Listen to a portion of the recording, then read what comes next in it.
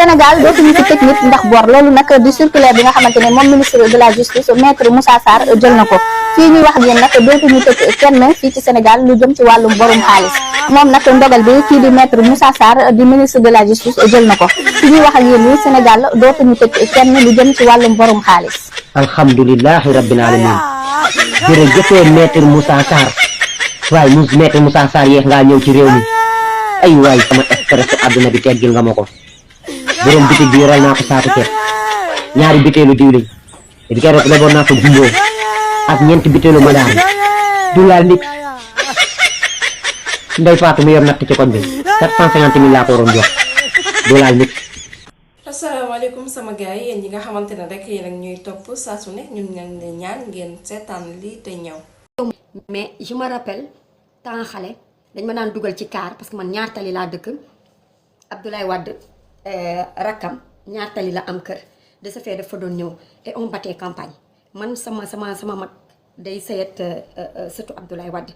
mais n'empêche ñun je me rappelle ba ñu nekkee xale dañu doon dugal ci ay car dañu jox ay 100 francs 200 solo ñu ay t-shirt on était trop jeunes on avait cette fierté là sol t-shirt dem on était inconscient en fait mais ba tey je me dis ñun ça n'a pas impacté parce que ay xale lañu woon malgré dañuy dem yuuxu amuñu woon maanaam impact bi doonul woon ci foo xam ne da ngay voter parce que daanuñu woon voter on ne servait à rien on était là juste pour andi xumbaay mumbaay ñu ne mobiliser ne ñu fekk ne la majeure partie ils sont là mais ils peuvent pas voter l'erreur kay bi incombé mooy ça incombe à nos parents suñu parents yi xam ne dañ leen nax yëkkati xaalis jox leen jéemuñu xalaat seeni askan jéemuñu xalaat ñun ñi suñu futur doom yi war a ñëw ñu dem jaay seen ngor pour des 1000 francs 2000 3000 mais je pense que le monde il a évolué et que Ousmane Sonko dafa andi loo xam ne dafa rare muy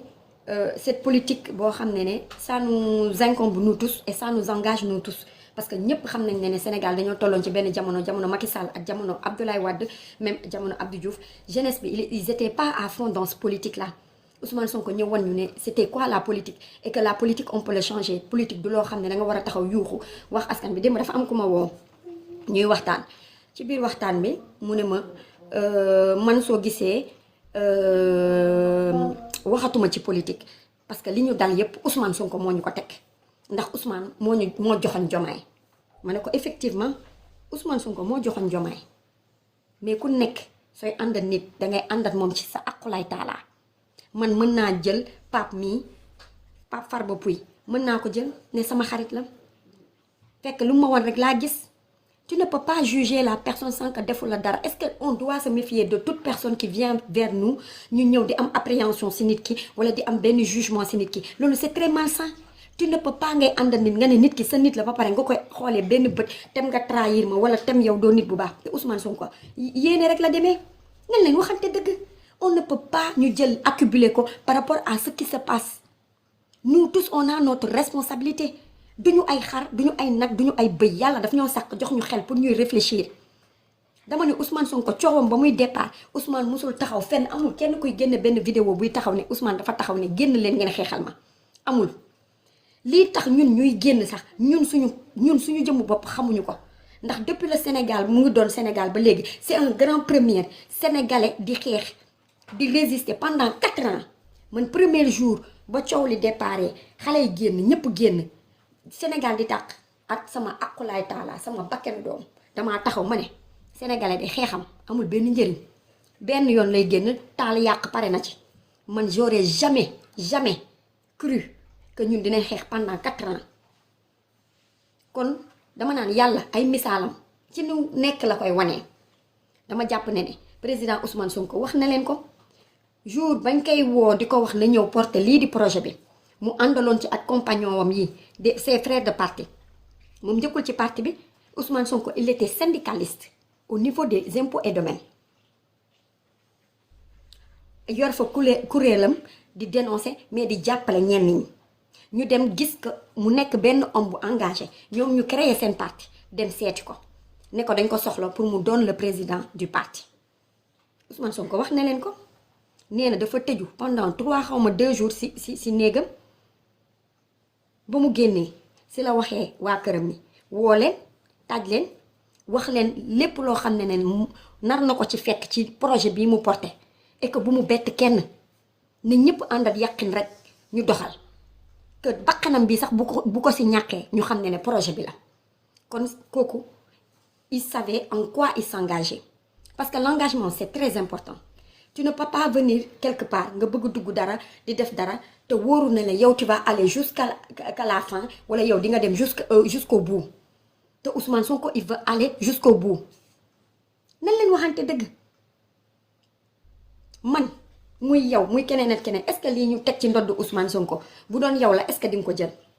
dund dafa neex tukki dafa neex toogal sa famille dafa neex toogal sa njaboot dafa neex kan moo bëgg di juddu ci ndey ak baay di gis sa ndey ñu koy saaga sa baay ñu koy saaga wax ju ñaaw bu ne ñu teg la ko sa doom yi fu ñu dem xat fa parce que seen papa la ñuy saaga seen yaay yi la ñuy saaga seen jarbaat pourquoi on doit en arriver là pourquoi politique mu war a doon loo xam ne c'est du dénigrement c'est de l'inceste c'est maanaam politique bi fu maanaam nos hommes politiques fu ñu yóbbu politique bi te politique bi warul demee foofu ki ma woo démb ne ma Sénégal du changer mbir mi Ousmane Sonko moo ñu fi andi moom moo andi problème yii est-ce que yaa ngi comprendre léegi mu ne Sénégal ça va aller de pire en pire parce que bu leen foog ne élection yi day yombee noonu Macky Sall mu ngi noonu di ñëwaat Diomaye Faye day lëkkaloon Macky Sall ñu nar a andi maanaam système bi yëpp ñu ñëwaat lëkkaloo ma ne ko gis nga projet bi dama koy wax ci ñi fi nekk ñëpp képp ku ci génn xamal ne bokkoo woon ci biir projet bi te musoo gëm projet bi révolution la ñu ne une révolution on sait quand ça commence mais on ne sait pas quand ça termine ñun ñëpp ba ñuy dugg yaqin lañu duggee amoon espoir amoon yaakaar Abdoul Diall tey moom je vais pas répondre à vos insultes à vos injures et tout il fait grave chaud et vraiment sama xol dafa nakari mais en même temps je suis soulagée parce que xam nga lu tax à chaque fois dañuy wane les genres de personnes vous êtes yéen waa APR parce que yéen dama jàpp ne ay dëmm ngeen ay lekkatu nit ngeen baaxoo leen ci kër baaxoo leen ci mbedd bay baax ci entourage yu kenn ndax yéen da ngeen di xëy suba ba ngoon jot di yéene seeni moroom ak seeni nawle sénégalais yi dëkk ci réew mi ànd ak yéen nga leen di yéene dee nga leen di yéene torox nga leen di yéene tumuranke kon yéen waa APR billaay wallaay duma leen tontu parce que xam nga lu tax damaa taal sama live te taalalu ma leen ko dama ko taalal samay moroomu nawle ñi gëm li ma gëm ñi am ngor comme man ni ma amee ngor ñi dul jaayi seen dignité ak seen ngor pour des miettes man ñooñu laa tax ma taal man APR man soxlawu ma leen yedd yàlla xam na ko soxlawu ma sax ngeen baax ndax xam naa ne àdduna du neex ba ngeen baax dangeen bon rek sos duul fen tajale rek ngeen jëriñ réew mi man nawlawu ma leen kon man ku ma fekk may def sama développement war a dundal xelu nit yi may toog di dagga santeet yéen dama naan je suis tombée très bas li ngeen daan am ci man dootoo leen ko amat ci man ma leen di tontu di leen di wax loolu dootul amati mais quant à ku yéeg sama live def demande ma yéegal la nga saaga sama ndey balaa ngay wàcc ma jox la nga yóbbaale mais vos commentaires que vous écrivez en bas là ça va pas me divertir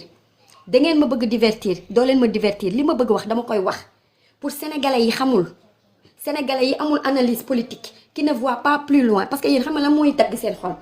vous n'aimez pas qu'on retrace le parcours de Ousmane et on est obligé de retracer loolu la ñuy wax le rappel profite aux croyants nit soo ko gëmee sax des fois c'est bien que tu te rappelles pour que sa croyance di gën di yokk mais yéen waa APR nawloo ma leen ba nit ji di jàngi yéen a ngi def yëfu doomaraam ba nit ji di sàqu ji xam-xam yéen a ngi wër di duulal ay doomu gor ba nit ji di daan doole di ñàkk jëriñu yéen a ngi dunguru nit ji dunguru moo tax ngeen fekk benn traître ngeen ne da ngeen di ànd ak moom te traître boobu amul lu mu waxul seen leader chronique yaa ngi fi var yaa ngi fi vous avez pas de chance amoo leen chance ndax réseaux sociaux yaa ngi fi fii lu fi dugg mu ngi fi des les archives sont là on n'a pas besoin de parler et on n'a même pas besoin di inventer parce que yàlla moo leen di weer yéen li leen di wayadiloo ak li leen di waxloo sax xamoo leen ko kon man je ne vais pas perdre du temps avec vous parce que xoolal wiiri jariñ daare yéene néeg la borom rek a ciy fanaan te yàlla gëmul nelawul yàlla mënta ànd ak fen di daan dëgg la vérité prend nag l'ascenseur fen di jël comment dire fen day jël ascenseur dëgg jël escalier mais tôt ou tard dëgg day ñëw te yéen xam ngeen ne de vous en nous yàlla dinañu àtte ñun bàyyiwuñu de en tant que xaw ma de mais man en tant que patriote man Elisa tey laa gën a engagé wu tey laa gën a déterminé et tey laa gën a porté combat bi tey laa gën a gëm Seydina Ousmane Sonko te dama gëm ne lépp loo xam ne ñun en tant que patriote ak samay morom nu ñu def ba andi fi Bassirou Diomaye Diakhar Faye ba ngeen jël ko teg ko seen moomee parce que amoo leen jom amoo leen raccal amoo leen jom amoo leen raccal ay baadoolo xaraamata njaay ngeen doo leen tekki te bëggoo leen ku tekki xam nga yéen lan ngeen da ngeen iñaan parce que nous tous on ne peut pas être dans le même bateau ngeen iñaan bateau bi suux ça c'est de l'égoïsme fan ngeen gis Sénégal réew buy tàq am fii tàq fee du tàq buy tàq féppay tàq buy perte ñëppay perte mais tellement que le pays ne vous intéresse pas crise actuelle bii nii ngeen ñu bëgg a gëmloo Diomaye Faye naan ñu au Sénégal y a une crise politique y a pas de crise politique. gars yi mi ngi noonu Diomaye dafa bëgg a coupler li nga xamante mooy élection locale et élection législative yi non kii bëggul jàmm nag non kii vraiment xarum lay wut quoi kii gàcceem lay wër quoi mi ngi noonu mais gars yi Diomaye na nga ne démb vendredi 17 juillet 2026 dafa saisir li nga xamante mooy conseil constitutionnel pour mu coupler ñaari élection yi muy élection locale ak élection législative maanaam daal pour ñu dissoudre assemblée nationale ginnaaw bu ñuy dissoudre assemblée nationale war nañu ko dissoudre avant décembre pour ñu jëm ci élection parce que normalement war ngeen xam ne révision liste électorale waroon nañ ko amal depuis février depuis le 1er février lañ ko war a amal amaluñu ko ñoom ci juillet te juillet la war a jeex maanaam daal le 26 juillet dañu war a tëj li nga xamante mooy révision liste électorale tey la ñaata tey la 18 juillet 2026 presque une semaine rek moo ñu dese Diomaye nag bis bu tijju liste électorale yi révision liste électorale yi bu ko tijjuwul jàppal leen ni gëmul li nga xamante ni moom la nekk di def nii muy coupler élection yi xam naa ni nag xaroom lay wër mais gars yi leneen li nga xamante ni bëggoon naa ko wax muy le président de l'Assemblée nationale du Sénégal monsieur Ousmane Sonko moom aussi démb amal na réunion ak bureau exécutif bi réunion bi si ñaari pàcc la ñu wax benn bi mooy ñu protéger li nga xamante mooy fonds politique yi beneen bi aussi mooy lu jëm ci li nga xamante mooy déclaration de patrimoine à la sortie boobu Diomaye yooyu waa ko moom léegi nag li nga xamante ni moom moo am mooy loi bi validé nañ ko ba pare jébbal nañ ko li nga xamante ni nag moom mooy conseil constitutionnel moom nag assemblée nationale lii rek la ci am incha allah bu ñu am séance plénière ñoom lii rek lañ ci am loolu moo doon li nga xamante ni moom mooy xibaar bi ngeen xamee ko noonu jàppaleen ni ki nga xamante ni moom mooy Diomaye dafa bëgg a tas assemblée nationale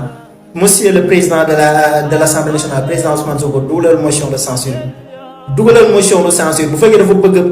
politique ak yow tas assemblée nationale pour yéexal élection yi pour bañ ko organiser pour yow nga nekk li nga xamante ni moom mooy en rade maanaam daal pour sa immunité parlementaire mën a dañ ba ñu mën si sax maanaam daal fexal la quoi wut ay dossier pour tëjlu la ñun xam nañ lépp parce que président Ousmane Sonko fekk na ngi nekk assemblée nationale kenn du moom ci moom dara parce que moo yor majorité mënuñu ko tëjlu ci lenn mënuñu tamit yàq dossier am yow mënu ko woo bu mu wécc c'est impossible parce que il est le président de l'Assemblée nationale mi ngi noonu merci beaucoup. pasaf te amul kenn ku ko ci kii waa APR doomu xaraam yi naafeq yi ñëw bëgg ko appuyer lii kese moo fi am crise amu fi parce que comme ni ma ko waxee la personne qui m'a dit hier ma ne ko dama ne la man mën naa comprendre yow Bassirou Diomaye Diakhar Faye mu taxaw mu ne man Pastef falu ma yow yaa ko wax nga ne Pastef falu la ñu nangul la ko nga ñëwati nga ne bu dul woon Diomaye président tey jii fi nga egsi doo ko egsi ñu toog di la déglu nga pare si limogé suñuy ministre limogé suñuy DG limogé ñu la neex on comprend ba tey xëccoowuñu ak yow ndax fi ñu bëgg yóbbu ñun duñ la fa fekk ba tey xëccoowuñu yaa moom sa décret yaay bind yaay gome ñu nangul la ko nag de mais man xam na lan laa mënul comprendre parlons peu et bien de vous en nous je le dis pour ces gens qui n'ont pas compris ces gens qui se disent apolitiques yéena moom wax ji dama ne dafa am loo xam ne dama ko bëgg jàll muy yow loo bañ Pastef doone ma Sénégal lu ko untu yépp ak lu muy rëy amul diplomate amul kenn koo xam ne am na xam-xam wala am na ingéniosité à diriger parce que man Diomaye xam nga la moo ma tiital si moom maanaam yow nan ngay dàqee ay nit yoo xam ne ils se sont tués d'arrache-pied pendant 2 ans di liggéey di redresser l'économie du pays di jéem a fay les dettes cachées di jéem a jëlaat ressources yoo xam ne vous avez signé des contrats mal versés te yow Diomaye sa première jël fonction wax nga ko nga ne ñoom dañ doon waa APR dañ doon gaawantu si nguur Macky Sall di gaaw di signé di joxe yenn contrat yi di saboter yow yaa toog wax ko te dinaa la ko génneel yow nga delluwaat nga bëgg ñu gëmloo ne Sénégal ba mu daj amul benn intellectuel à part waa APR ba mu jaral la LONASE bee nga jëlee fa Toussaint Manga kee ma waxatuma waxam nu mu tuddati ndeysaan moom victime la ci mooy ki ñu takkal bracelet électronique bi bindal leen ma turam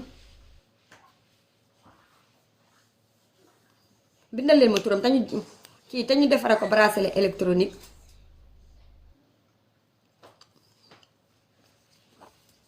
damay fàtte turam xaw ma nu mu tudd kooku Lat Diop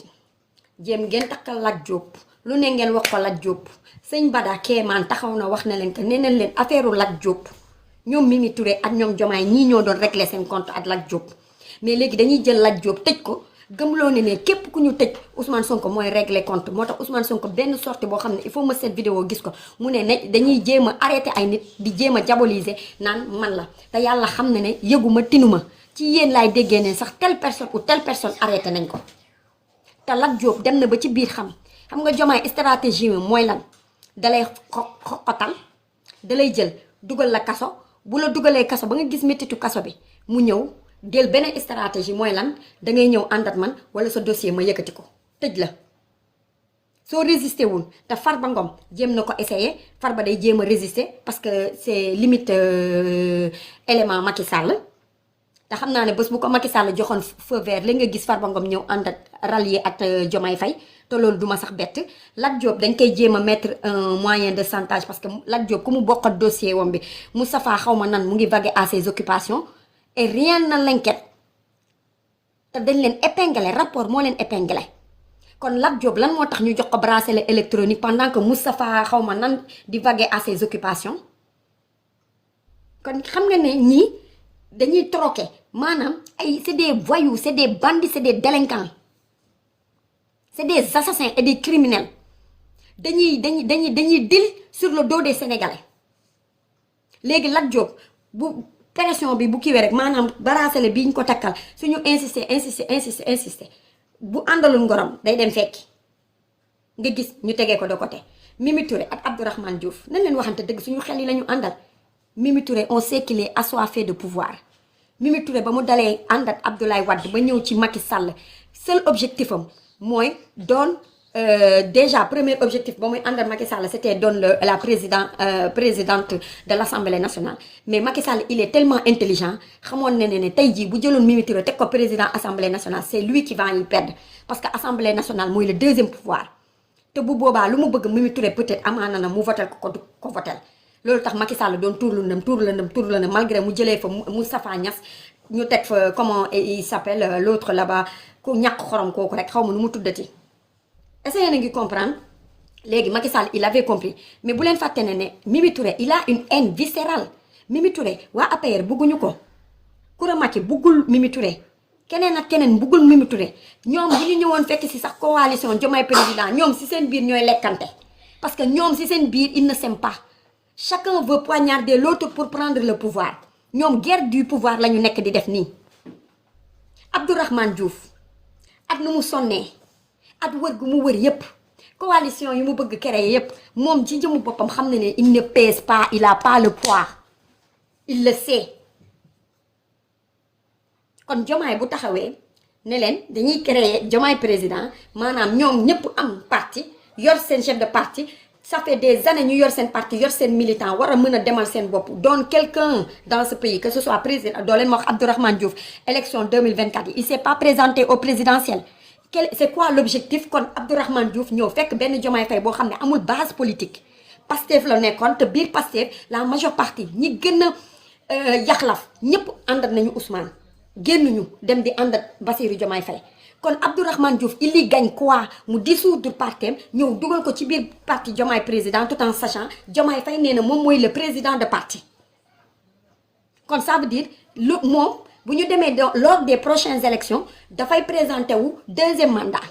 Abdourahmane Diouf il devient quoi dans tout cela un Mimi Touré il devient quoi dans tout cela tous ces coalitions ñu bëgg ko mobiliser dugal leen ci biir parti bi ils vont devenir quoi te ñu xam ne c'est pas des petits partis c'est des partis qui ont existé depuis longtemps mais amuñu